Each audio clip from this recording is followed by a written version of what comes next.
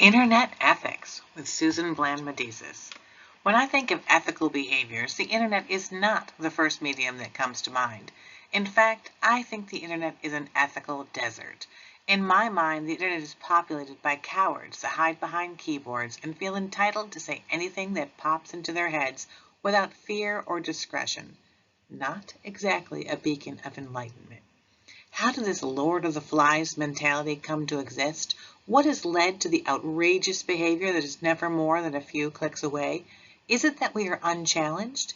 The algorithm simply feeds us a steady diet of what we already believe? Is it that the dopamine hit we get from feeling like we've done something without doing anything is so addictive that we cannot leave even when we recognize the potential destructive force the Internet can be? Has the Internet killed critical thinking? Has the Internet undermined traditional journalism to the point where references and proof are quaint relics of the past? And why do we refer to the Internet like it is an entity and not a product of human invention? We made the Internet and now we have to negotiate its use. Can we do that ethically? Welcome to part 2 of my series on data tracking. We're going to learn more about it in just a moment.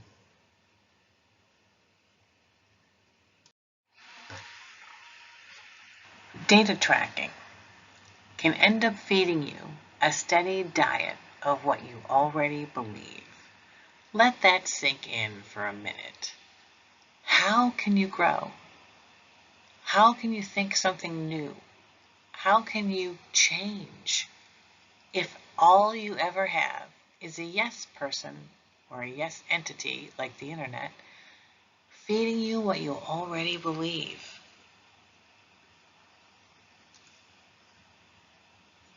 The Internet's goal is to maximize engagement. Social media platforms use algorithms to keep users engaged and show them content they're likely to interact with. How do they do that? Personalized feeds. The algorithm analyzes user data.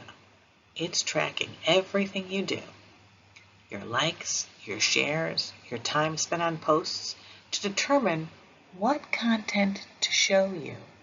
Doesn't want to upset you, doesn't want you to put that mouse down. It wants you to stay engaged. This can lead to echo chambers, where all the prioritized content aligns with your existing beliefs. They create environments where you only see information that supports what you already think. Wow, that sounds really scary. I can't imagine if I had gone my entire life with some of my early beliefs unchallenged, the person that I would be now. I shudder to think. This is called confirmation bias. It's the tendency to favor information that confirms your existing belief, and it can be amplified by the Internet's algorithms, making it harder for you to have contact with people that think differently. It removes the opportunity for you to have your beliefs challenged. It removes the opportunity for you to grow, or it can. How do you know if you're in an echo chamber? How can you resist that, giant conglomerate tracking your data that's telling you who you are and feeding you back this lovely version of the world that's exactly like how you think? Well, it doesn't really survive once you can see it.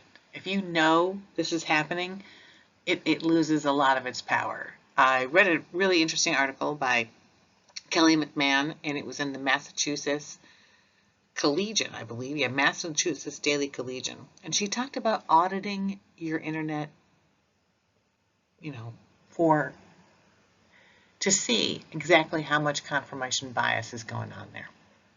She said, pretty much get out a piece of paper and a pencil and start writing down how often information that's presented to you is ideologically aligned with you. How often are you faced with something that challenges you, that you don't believe? How often are you given an ad that is exactly what you've been thinking about, exactly what you've been looking for, something you already own, a brand, a product? Just audit the internet, particularly ads, and see how often they align with what you already like. Like, when do you see something new? And it will surprise you how infrequent that is.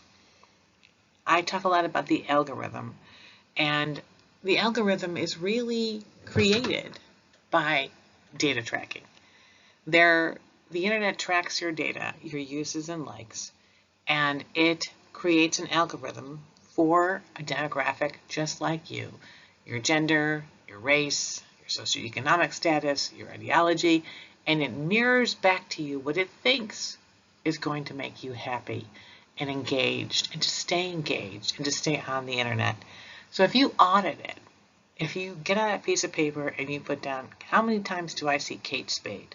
How many times do I see, right or left leaning articles? How many times do I see whatever?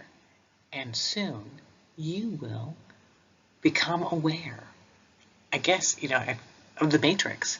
You'll see how often you're being targeted and how accurate that targeting is. Why is this so dangerous, this potential misuse of your data? What's the point?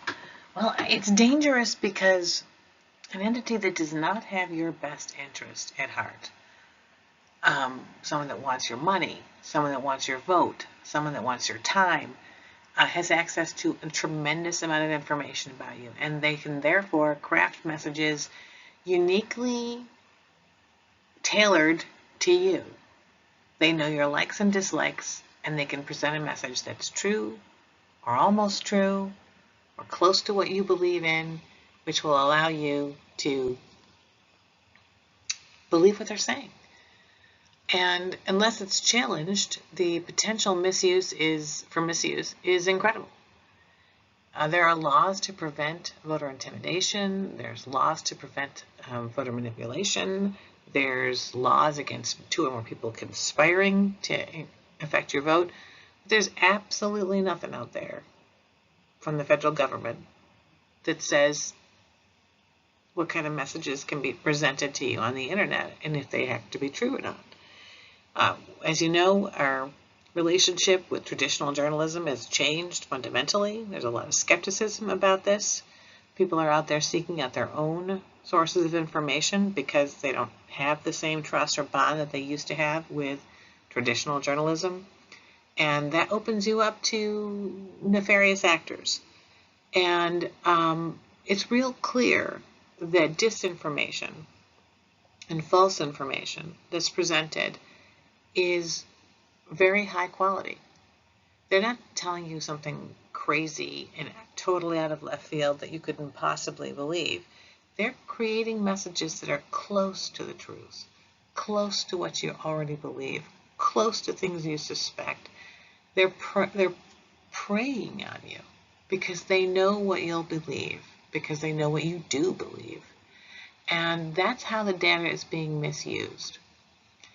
It's a really frightening thing to think about. I know we've all done our best to manage our data privacy and what's tracked and not tracked, and cookies and our profiles, but we can't possibly stay on top of all of the sites that we go to. I don't know what data Kohl's department store has on me, despite the fact that I am trying to be an informed and responsible consumer.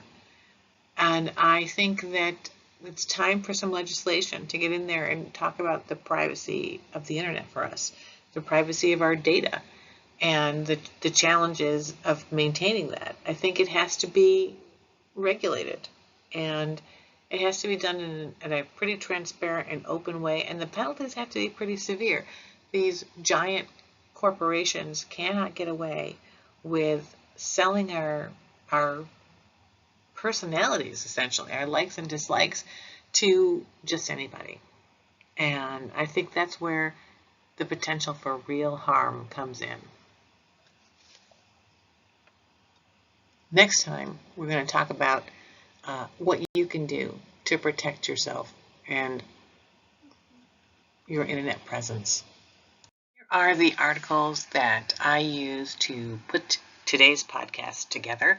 I highly recommend them. They're good, factual, interesting, and I think it's important that every time you present data to the public and the population at whole, that you can back up what you're saying. And these articles do just that. Enjoy.